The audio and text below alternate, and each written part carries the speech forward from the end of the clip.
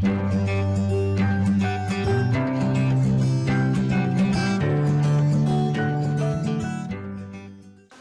warahmatullahi wabarakatuh. Halo teman-teman, kembali lagi dengan saya Wiji Panuntun. Pada hari ini kita akan belajar tentang statistik ekonomi. Nah, statistik ekonomi memiliki dua pengertian. Yang pertama, statistik dalam arti sempit, kemudian statistik dalam arti luas atau yang dapat disebut dengan statistika. Statistik dalam arti sempit merupakan kumpulan dari data yang berupa angka seperti statistik penduduk maupun statistik pertanian. Nah, data yang dinyatakan dalam bentuk angka. Data tersebut dapat ditampilkan dalam bentuk deretan angka atau dibuat tabel dan dapat pula berubah grafik. Kemudian statistik dalam arti luas atau yang disebut dengan statistika. Nah, statistika adalah keseluruhan dari metode pengumpulan data, pengolahan data, dan analisis terhadap data tersebut. Nah, dari definisi tersebut, definisi dari statistik sebagai metode, maka sesuai dengan definisi tersebut kita dapat membagi kegiatan statistik ke dalam tahap-tahap yang ada. Di antaranya yang pertama adalah pengumpulan data atau collection of data, kemudian ada penyusunan data yaitu organization of data, kemudian ada pengumpulan data yaitu presentation of data, kemudian ada analisis data atau analysis of data, dan interpretasi data yaitu interpretation of data. Selanjutnya, untuk tahap yang pertama yaitu adalah pengumpulan data atau collection of data. Ada dua cara yang dapat digunakan. Yang pertama adalah pengumpulan data secara keseluruhan disebut juga dengan metode sensus. Kemudian pengumpulan data berdasarkan sampel yaitu metode sampel. Kemudian setelah pengumpulan data, langkah kedua yaitu penyusunan data atau organization of data. Yang dilakukan setelah mengumpulkan data adalah dengan menyusun data dengan susunan yang teratur agar mudah dibaca dan dilihat secara visual, yang dapat dibedakan menjadi tiga tahap. Yang pertama ada editing, kemudian klasifikasi, serta tabulasi. Editing di sini adalah kegiatan mendeteksi adanya kemungkinan kesalahan, ketidakkonsistenan, dan ketidakteraturan atau ketidaktepatan dari data yang telah dikumpulkan. Kemudian klasifikasi yang merupakan kegiatan mengelompokkan data dengan sifat-sifat yang dimiliki oleh data. Dan yang terakhir adalah tabulasi, yaitu kegiatan mengelompokkan data sesuai sifat-sifat yang telah kita tentukan dalam susunan kolom dan baris sehingga data tersebut mudah untuk disimpulkan. Selanjutnya, tahap yang ketiga yaitu pengumuman data atau presentation of data. Pengumuman ini dilakukan agar data yang telah disusun dapat disebarluaskan dan mudah dilihat secara visual, yang dibuat dalam bentuk tabel, grafik, maupun diagram. Nah, kemudian tahap yang keempat adalah analisis data atau analysis of data. Menganalisis data yang telah disusun dengan menggunakan metode statistik seperti rata-rata hitung, penyimpangan, regresi, dan korelasi. Kemudian tahap yang terakhir adalah interpretasi data atau interpretation of data. Kegiatan interpretasi data merupakan hal yang tersulit karena memerlukan keahlian yang tinggi, sikap hati-hati, pertimbangan yang matang, dan sikap objektif. Nah, jika ini dapat dilakukan dengan baik, maka akan dapat diambil kesimpulan yang baik pula. Selanjutnya, kita akan belajar tentang populasi dan sampel. Nah, statistik selalu berhubungan dengan data. Data inilah yang merupakan fakta yang dapat dipercaya. Nah, pengumpulan fakta-fakta inilah yang disebut data tersebut terkadang dapat dikumpulkan seluruhnya maupun sebagian. Itulah yang dinamakan populasi atau sampel. Lalu apa sih pengertian dari kata kedua tersebut? Nah, populasi adalah keseluruhan dari objek yang diselidiki, sedangkan sampel adalah sebagian dari objek yang diselidiki. Nah, untuk lebih gampangnya, teman-teman dapat melihat ilustrasi dalam PowerPoint di mana terdapat sebuah peta Indonesia, di mana jika total keseluruhan penduduk Indonesia itulah yang disebut dengan populasi, dan total penduduk dari Pulau Sulawesi itulah yang merupakan sampel. Karena total penduduk dari daerah Sulawesi itulah merupakan bagian dari keseluruhan Indonesia tersebut. Nah, selanjutnya dalam kegiatan menganalisis kita dapat menggunakan semua populasi atau hanya sebagian sampel. Nah, hasil pengamatan sampel akan sama baiknya dengan pengamatan populasi dengan syarat sampel yang diambil harus dapat mewakili keseluruhan populasi. Nah, sebagian besar penelitian menggunakan sampel, dan inilah beberapa alasan mengapa sampel sering kali digunakan dalam sebuah penelitian.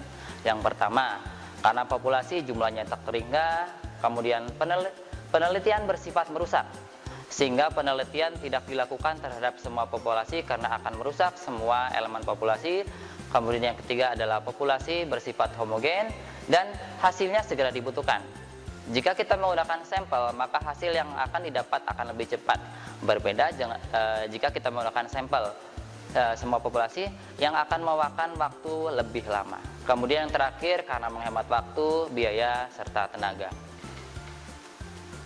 Selanjutnya, poin yang berikutnya adalah kita akan belajar tentang sensus dan sampling. Nah, dalam pengambilan data statistik dapat menggunakan sensus dan sampling. Lalu apa sih pengertian dari sensus dan sampling itu sendiri? Nah, sensus adalah pengumpulan data yang dilakukan dengan meneliti semua anggota populasi, sedangkan sampling adalah pengumpulan data yang dilakukan dengan meneliti sebagian dari anggota populasi. Kemudian di dalam statistik terdapat dua istilah statistika, yaitu yang pertama ada statistika deskriptif, kemudian ada statistika induktif. Statistika deskriptif adalah bagian dari statistika yang membahas tentang cara pengumpulan data, pengolahan data, penyajian data, penentuan nilai-nilai statistika, dan pembuatan gambar mengenai sesuatu. Sedangkan statistika induktif adalah sebagian statistika yang berhubungan dengan kegiatan analisis untuk mengambil kesimpulan mengenai populasi yang sedang diselidiki dengan pendekatan sampel. Kemudian di dalam statistika ada beberapa data yang dapat disajikan. Nah, pada proses penelitian akan didapatkan beberapa data di mana dapat dibedakan menjadi beberapa jenis data yang sesuai dengan dasar pembagiannya. Di antara yang pertama ada data intern dan data extern, kemudian data primer dan data sekunder, ada data kuantitatif dan data kualitatif, data discrete dan data kontinu. Nah, sedangkan dalam pengukuran data dibagi menjadi 4 macam. Yang pertama ada skala pengukuran nominal, yaitu data digabungkan pada kriteria yang jelas dan tegas serta bersifat diskrit. Kemudian ada skala pengukuran ordinal, yaitu data dikumpulkan pada urutan. Kemudian ada skala pengukuran interval, yaitu digunakan untuk menunjukkan adanya pengelompokan yang mempunyai besaran yang sama. Kemudian yang terakhir ada skala pengukuran rasio, yaitu hampir sama dengan skala interval, namun memiliki kualitas bilangan real yang bisa dikurangkan, digalikan, maupun dibagi. Nah, selanjutnya di dalam statistika terdapat penyajian data. Nah, penyajian data yang akan kita bahas adalah tentang penyajian data dalam daftar dan gambar. Statistika deskriptif merupakan metode yang berkaitan dengan penyimpulan dan penyajian kumpulan data sehingga memberikan informasi yang berguna. Penyajian data dalam statistika deskriptif dibagi-bagi menjadi dua, yaitu data dalam daftar dan gambar. Nah, yang pertama kita akan belajar tentang penyajian data dalam bentuk daftar. Penyajian data dalam bentuk daftar dapat dilakukan dengan cara mengurutkan data yang dari nilai terkecil sampai yang terbesar. Kemudian tulis jumlah frekuensi data yang telah diurutkan sehingga dapat dibaca dengan dipahami dengan jelas tentang data tersebut. Seperti misalnya contoh, nilai dari kelompok A terdapat sebanyak 14 data, di mana nilai 70, 65, 85, 70, dan sampai dengan data yang terakhir yaitu 75.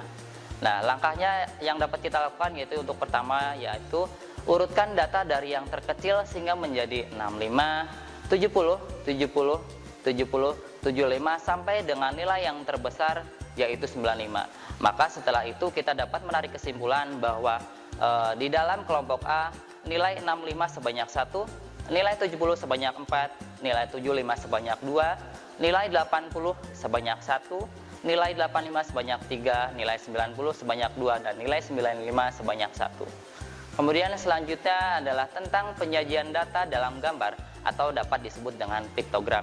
Nah, diagram lambang atau piktogram adalah penyajian data dalam bentuk gambar-gambar yang mewakili nilai-nilai tertentu. Penyajian data dalam bentuk piktogram lebih mudah dalam menjumlahkan karena setiap gambar mewakili jumlah tertentu. Selain itu, penyajian data dalam bentuk piktogram juga lebih menarik. Namun, piktogram juga memiliki sedikit kekurangan. Di antaranya adalah sulitnya membedakan setengah dan 1/3 gambar, dan jumlahnya tidak dapat diwakili dengan satu unit gambar sehingga penggunaan piktogram sangatlah terbatas.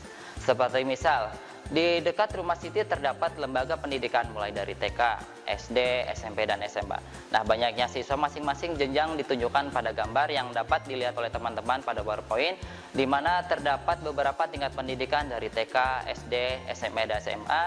Dan di sebelah kanannya terdapat gambar seseorang, di mana gambar satu seseorang itu mewakili nilai 20.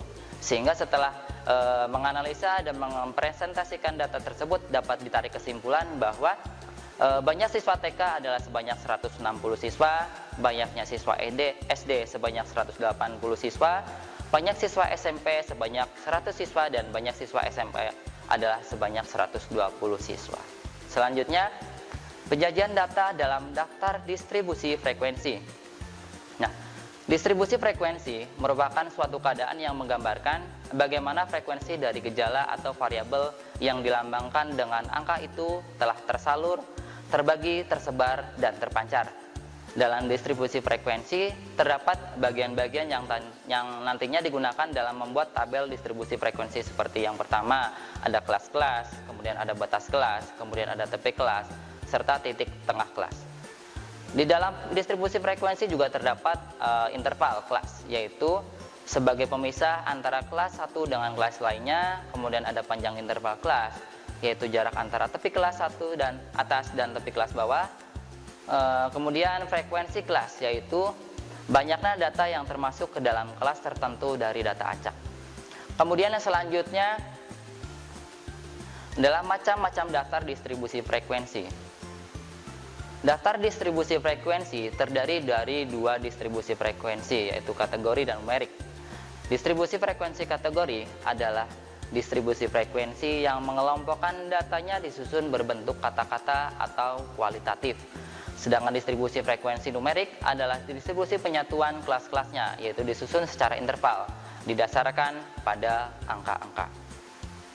Dalam distribusi frekuensi numerik, ada beberapa langkah yang dapat digunakan dalam membuat distribusi frekuensi. Seperti yang pertama, langkah yang pertama adalah urutkan data dari yang terkecil sampai yang terbesar, kemudian hitung jarak atau rentangan dengan mengurangi data tertinggi dengan yang terkecil, kemudian hitung jumlah kelas dengan rumus K sama dengan 1 ditambah 3 kali 3,3 log N. Kemudian yang keempat, hitung panjang kelas dengan cara bagi rentangan dengan jumlah kelas. Kemudian tentukan batas data terendah. Dilanjut dengan menghitung kelas interval dengan cara menjumlah tepi bawah kelas, ditambah dengan panjang kelas, dan hasilnya dikurangi 1 sampai data terakhir. Kemudian yang terakhir kita akan membuat tentang tabel sementara. Nah, kemudian di dalam statistika terdapat ukuran pemusatan data. Di antaranya dibagi menjadi beberapa macam. Seperti misal yang pertama ada median, kemudian ada modus, dan ada min. Nah, median ini merupakan nilai tengah dari data yang telah dirutkan. Contoh seperti misal jika ada soal untuk menentukan median dari data 2, 5, 4, 5, 6, 7, dan seterusnya sampai data terakhir yaitu 8. Nah, langkah awal yang dapat kita gunakan yaitu urutkan datanya dari yang terkecil sampai yang terbesar, sehingga menjadi 2, 4, 5, 6, dan seterusnya sampai data yang terbesar yaitu 9. Sehingga medianya adalah data ke-13 karena semua datanya ada 13 data yang kemudian ditambah dengan 1 dan terakhir dibagi 2 sehingga hasilnya adalah 7. Maka medianya adalah data ke-7 yaitu angka 6. Kemudian modus. Modus adalah nilai yang paling sering muncul, seperti misalkan terdapat data 2, 1, 4, 1, 1, 5, 7, 8, 9, dan seterusnya sampai data terakhir yaitu 10. Maka modusnya adalah data yang paling sering muncul, yaitu 1 sebanyak 5 kali. Kemudian terakhir adalah min. Min merupakan nilai rata-rata dari total jumlah semua data dibagi dengan banyaknya data itu sendiri. Seperti misalkan terdapat soal min dari data 1, 2, 3, 4, 5, dan 6 adalah, maka langkah yang akan kita kerjakan yaitu hitung total jumlah semua data, yaitu data 1 sampai ke 6 ditotalkan sehingga menghasilkan 21, dan banyaknya data adalah 6. Maka 21 dibagi dengan 6 sama dengan 3,5. Maka dari itu min dari data tersebut adalah 3,5. Kemudian tentang ukuran penyimpangan. range dan interquartile range. Range merupakan perbedaan antara data terbesar dengan data terkecil yang terdapat pada sekelompok data. Nah, salah satu ukuran statistik yang menunjukkan jarak penyebaran data antara nilai terendah atau X-min dengan nilai tertinggi atau X maksimal. Kemudian ada jangkauan interquartile atau IQR, adalah selisih antara persentil ke-75 yaitu kuartil atas dan persentil ke-25 yaitu kuartil bawah. Seperti yang dapat dilihat oleh teman-teman di dalam PowerPoint, yang dimana terdapat garis yang membentang yang terdiri dari nilai paling terendah yaitu nilai minimal, kemudian diikuti dengan kuartil pertama, kemudian kuartil kedua, kuartil ketiga, dan nilai tertinggi yaitu nilai maksimal. Nah, rentang atau bentang di antara nilai minimal sampai nilai maksimal itulah yang disebut dengan range. Dan kemudian kuartil pertama, rentang di antara kuartil pertama sampai dengan kuartil ketiga itulah yang disebut dengan interquartile range atau jangkauan interquartile. Kemudian selanjutnya, varian dan simpangan baku atau standar deviation. Varian dan standar deviasi merupakan rata-rata jarak penyimpangan titik-titik data diukur dari data-data yang ada yang merupakan alat ukur seberapa besarkah variabilitasnya. Nah, semakin besar variabilitasnya, maka semakin tinggi pula varian dan simpangan bakunya. Adapun rumus varian dari populasi dan sampel, yaitu varian di dalam populasi rumusnya adalah sigma kuadrat sama dengan sigma X1 min mu dipangkatkan dengan 2 dibagi dengan N, dan kemudian rumus varian di dalam sampel yaitu S kuadrat sama dengan sigma X1 dikurangi X dipangkatkan dengan 2 dibagi dengan N dikurangi 1. Nah, untuk menghitung simpangan baku atau standar deviasi dapat pula dilakukan dengan cara mengkuadratkan hasil dari sampel. Nah, itu saja teman-teman yang dapat saya terangkan untuk hari ini. Semoga bermanfaat. Sampai jumpa di pertemuan berikutnya. Assalamualaikum warahmatullahi wabarakatuh. Kunjungi sosial media lainnya seperti website kami di pkbmalkata.com, Facebook PKB Malkata Mananjaya, Instagram PKB Malkata _official. Dan terima kasih telah klik video ini. Jangan lupa like, comment, share, and subscribe untuk menunjukkan dukungan kamu terhadap channel ini. Enjoy the video PKB Malkata.